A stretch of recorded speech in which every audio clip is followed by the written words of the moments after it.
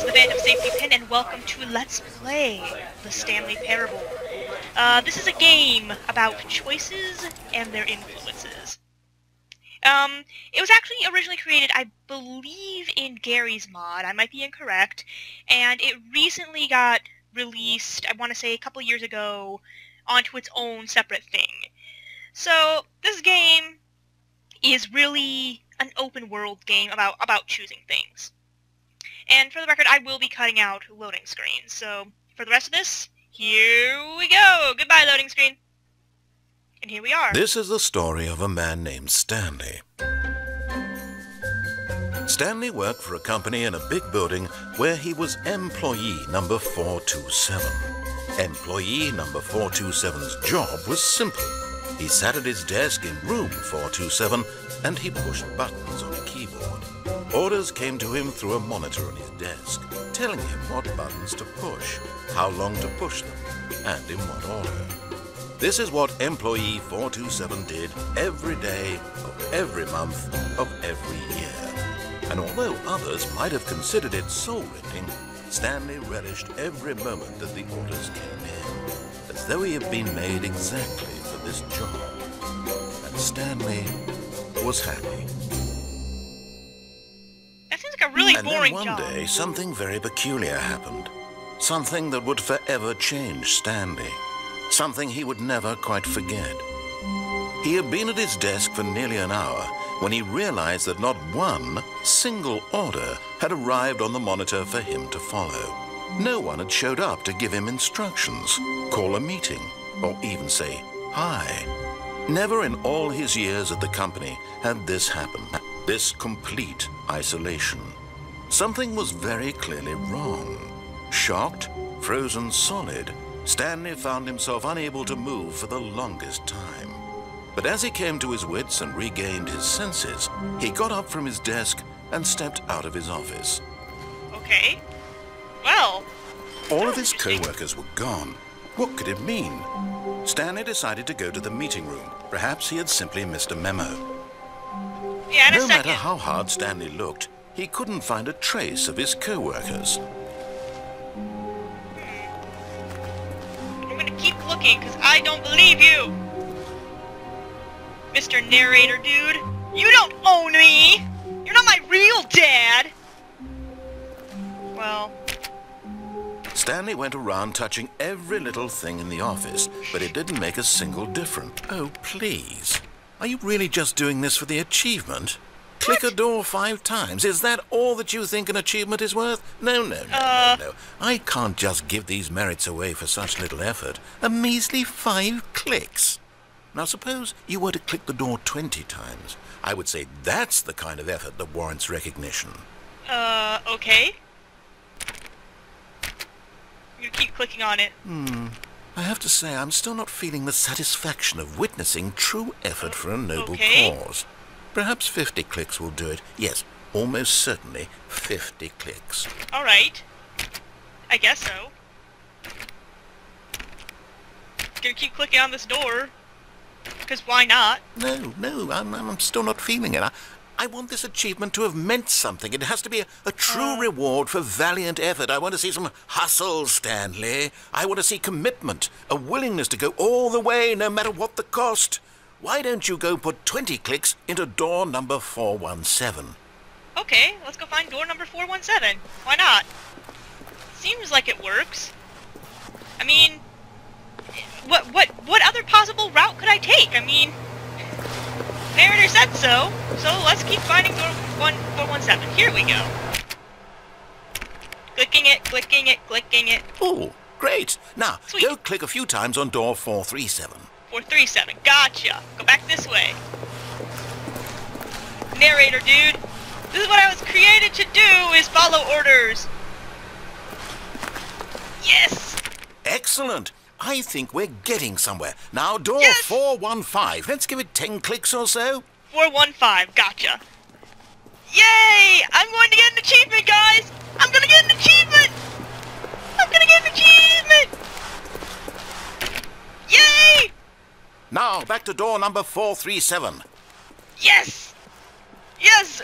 We're getting someplace! I can feel it!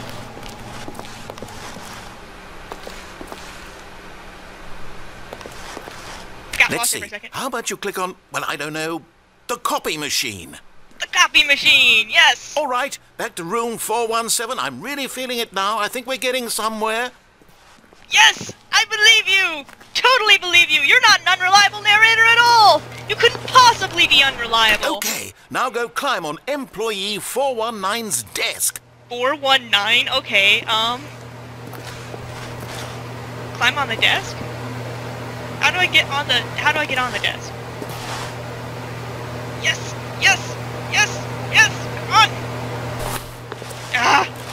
Yes! I made This it! is great! You're putting it all on the line, Stanley. I like that. All right, let's keep it up. Go give me a few clicks on door 416. 416, okay. I'm starting to question, narrator, what this does. We've almost got it! Now the copy machine, do that one again! Okay. Where is it? I forgot. Oh. I got lost in my own office, you guys. Copy machine. Finish it off, Stanley! 5 clicks on door 430! Yay! Yes! Yay! I We gotta did keep it! Oh, Woo! wow. That felt amazing. Oh, you really earned it, Stanley. Nothing could hold you back. Yes, I'm very proud of how far we've come today. Just Yay! think, only a few minutes ago, you believed an achievement was worth 5 little clicks. Really Yeah, now? screw that. What were you thinking? Exactly. What was I thinking? That was pointless. Why would I ever do an achievement for 5 clicks? Pfft. Come on! You don't think I'm that stupid, do you? When Stanley came to a set of 2 open doors, he entered the door on his left. Okay. You haven't steered me wrong so far, Mr. Narrator, so I trust you. Do do do do do do. Hey, here's the metal room. Yet there was not a single person here either. Feeling a wave of Which was disbelief, Stanley decided to go up Get to his Chris boss's out of the office, broom closet. hoping he might find an answer there. Get Chris out of the broom closet. Financial panic meeting, legal ideas and development. Do not alter without consulting whiteboard manager. This anxiety assure employees that everything is okay.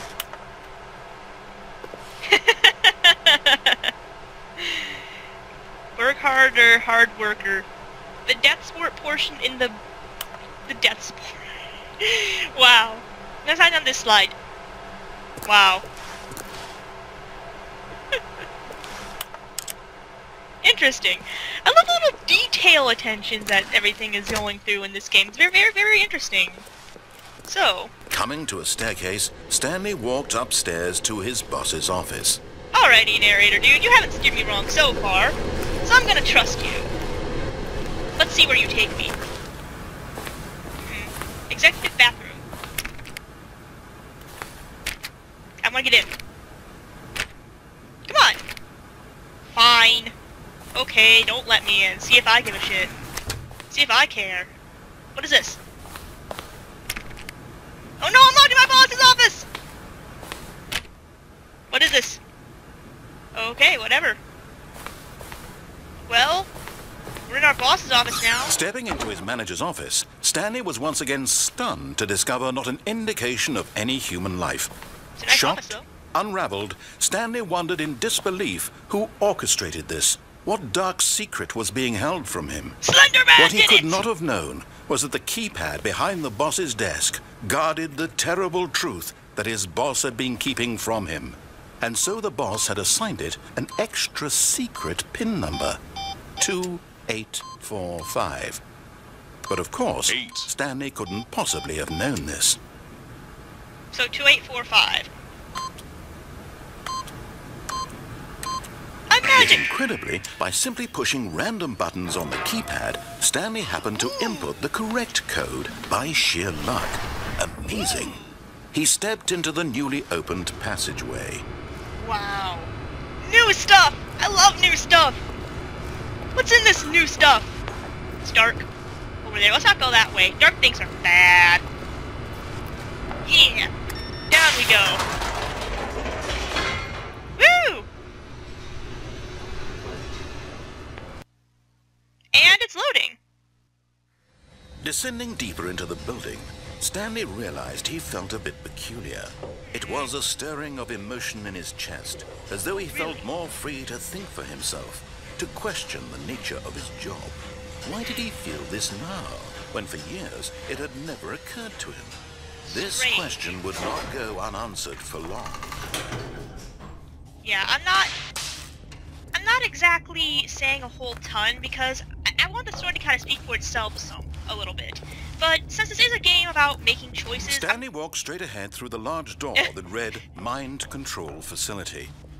Mind Control Facility. Escape or Mind Control Facility. Escape or Mind Control Facility. Hard choices. I think I'm gonna go this way. Ah! The door's closed behind me. That's never good. That's never good! Narrator, what have you got for me right now? The lights rose on an enormous room packed with television screens. Oh my. What horrible secret did this place hold? Stanley thought to himself. Did he have the strength to find out? I'm going to find out! You can't stop me! I'm going to find out! I'm already where you don't want me to be! Now the monitors jumped to life, their Fired. true nature revealed. Each bore the number of an employee in the building. Oh Stanley's my co-workers. God! The lives of so many individuals reduced to images on a screen. And Stanley, one of them, eternally monitored in this place where freedom meant nothing. Oh my God! The horror! The existential horror! We have to put a stop to this. This mind control facility, it was too horrible to believe. It couldn't be true. Had Stanley really been under someone's control all this time? Was this the only reason he was happy with his boring job? That his emotions had been manipulated to accept it blindly? This cannot stand. No. He refused to believe it. He couldn't accept it. His own life in someone else's control? Never. It was unthinkable. Wasn't it? Was it even possible? Had he truly spent his entire life utterly blind to the world? This cannot be! Here was the proof. The heart of the operation. Controls labeled with emotions. Happy, or sad, or content. Walking, eating, working. All of it monitored and commanded from this very place. No and as way. the cold reality of his past began to sink in, Stanley decided that this machinery would never again exert its terrible power over another human life. For he would dismantle the controls once and for all. Of course. I must! I must stop this horror from continuing! I am Stanley, goddammit, and I am the hero of this story! Turn you off! Forever! Wow, it's dark. Huh.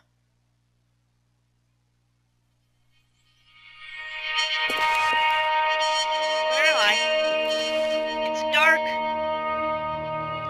Narrator! And a rising chill of uncertainty. Was it over? Must be.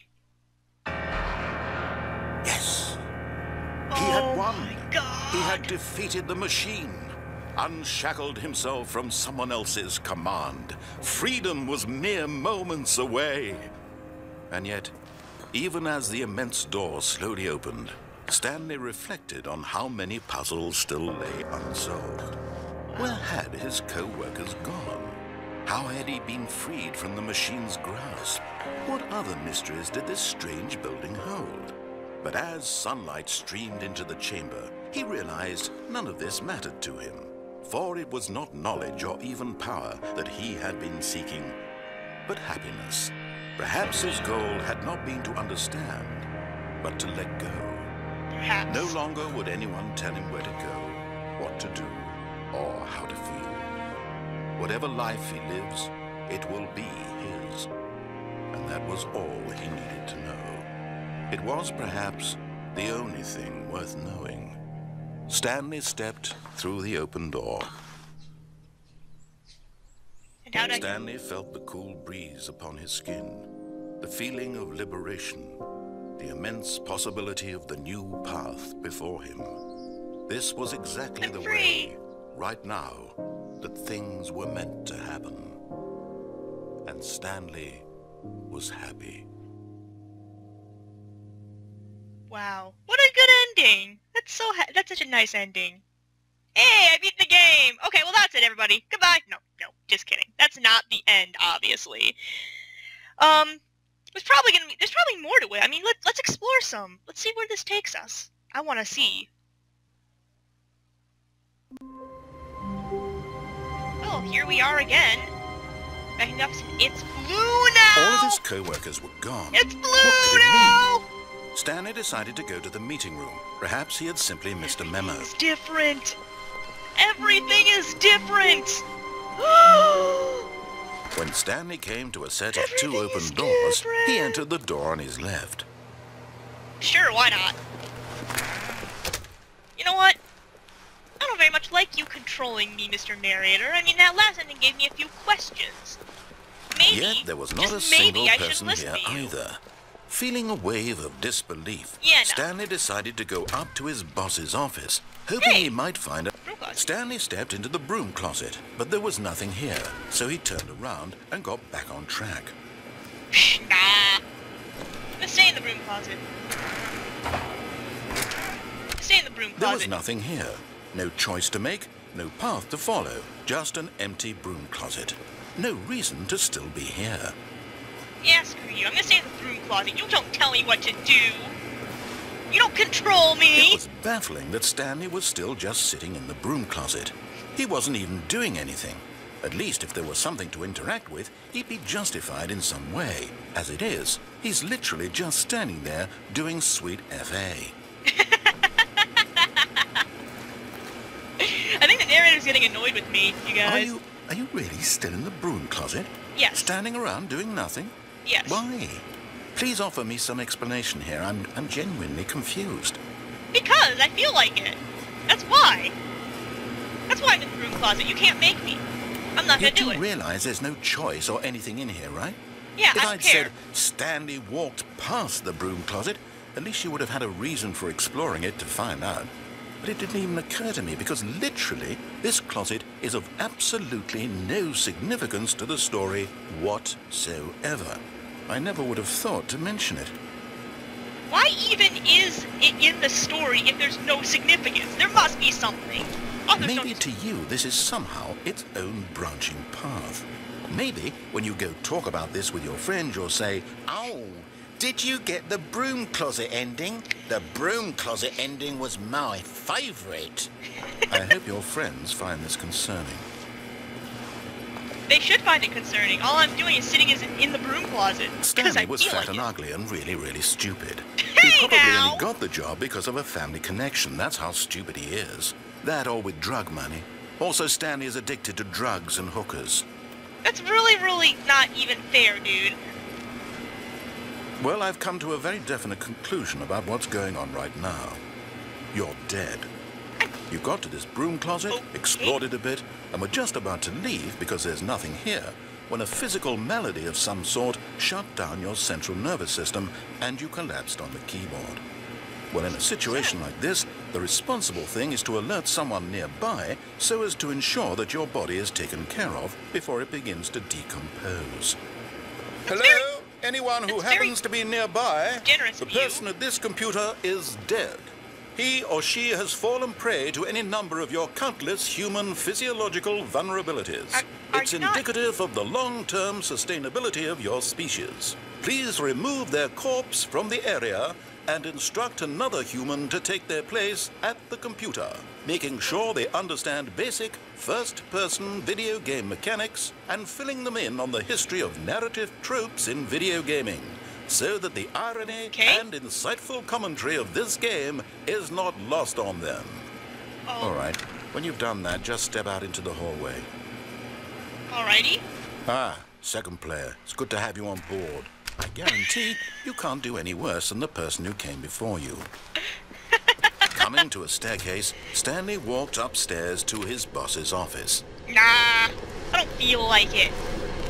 Screw you. I'm the worst player ever. You got the worst player too. Is there anything on the staircase? There's nothing under the staircase. Moving on. Yay! I made my own But choice. Stanley just couldn't do it. He considered the possibility of facing his boss, admitting he had left his post during work hours. He might be fired for that. And in such a competitive economy, why had he taken that risk? All because he believed everyone had vanished? His boss would think he was crazy. And then something occurred to Stanley. Maybe, he thought to himself, maybe I am crazy. Maybe. All of my co-workers blinking mysteriously out of existence in a single moment for no reason at all? Yeah, I'm just None of nuts it made cuckoo. any That's logical all. sense.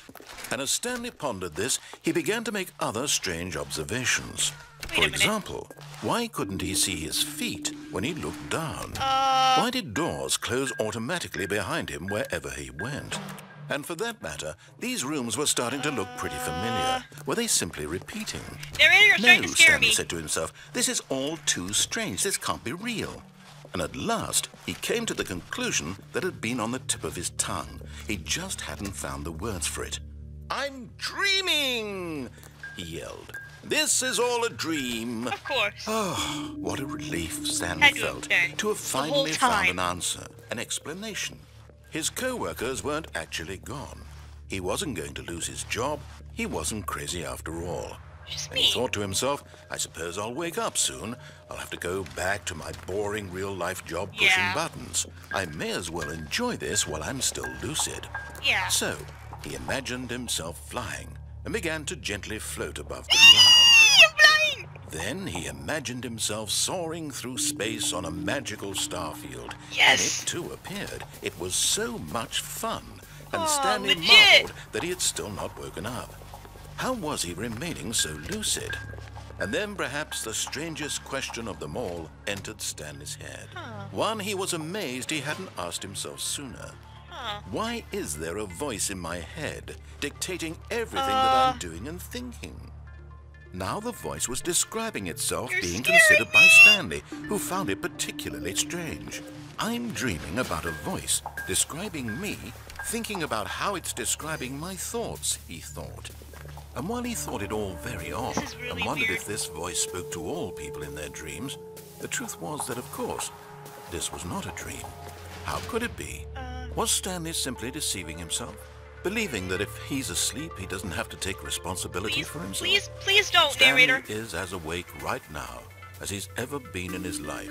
When did you become Now, H.P. hearing the voice Lovecraft? speak these words was quite a shock to Stanley. After all, he knew for certain, beyond a doubt, that this was in fact a dream. Did the voice not see him float and make the magical stars just a moment ago? How else would the voice explain all that? This voice was a part of himself too. Surely, if he could just... He would prove it. He would prove that he was in control, that this was a dream. So he closed his eyes gently, Yes. and he invited himself you. to wake up. He felt the cool weight of the blanket on his skin, the press of the mattress on his back, the fresh air of a world outside this one. I'm not crazy. Let You're me crazy. wake up, he thought to himself. You're crazy. I'm through with this dream. I wish it to be over. This is scaring Let me go back to my job. Let me continue pushing the buttons. Yes, when he wakes Please. up. It's all I want. I want my apartment, and my wife, and my job. All I want is my life exactly the way it's always been. My Yes. life is normal. It's not normal. I am normal. Everything will be fine. Yes, he I opens his eyes. There's am absolutely Okay. same place when he opens his eyes. Watch. Oh my! Did it just change on me? Stanley began screaming. Please, someone, wake me up. My name is Stanley. I have a boss. I have an office. I am real. Please, just someone my tell me God. I'm real. I must be real. I must be. Can anyone hear my voice? Who am I? Who am I? This is terrifying. And everything went black. That's terrifying. I'm scared. Holy This is shit. the story of a woman named Mariella. Okay. Mariella woke up on a day like any other. She arose, got dressed, gathered her belongings, and walked to her place of Right. work. But on this particular day, I her died. walk was interrupted by the body of a man who had stumbled through town talking and screaming to himself, and then collapsed dead on the sidewalk. And Odd. although she would soon turn to go call for an ambulance, for just a few brief moments, she considered the strange man. He was obviously crazy. This much Well. she knew. Everyone knows what crazy people look like. And in that moment, she thought to herself how lucky she was to be normal. I am sane. I am in control of my mind. I know what is real and what isn't. It Interesting. was comforting to think this, and in a certain way, seeing this man made her feel better. But Well, then she then, remembered the meeting she had you're a bitch, scheduled for Mariella. that day. The very important people whose impressions of her would affect her career, and I by see. extension, the rest of her life. She had no time for this, so it was only a moment that she stood there, staring down at the body. And then she turned and ran. Okay. Mariella, you are a dick. You're a huge dick. Wow. Okay, well, that's as good a place as any to stop for now, so I guess until next time, this is the Phantom Safety Pin, and I will see you later for more Stanley Parable. This is a very interesting game. I'm quite enjoying this. So yeah, I'll see you guys later. Hope you guys are enjoying this as much as I am, and I will try to be a little more talkative. I just didn't want to interrupt too much of the narration, because it's all, you know, different narration for different things. So, yeah. See you later.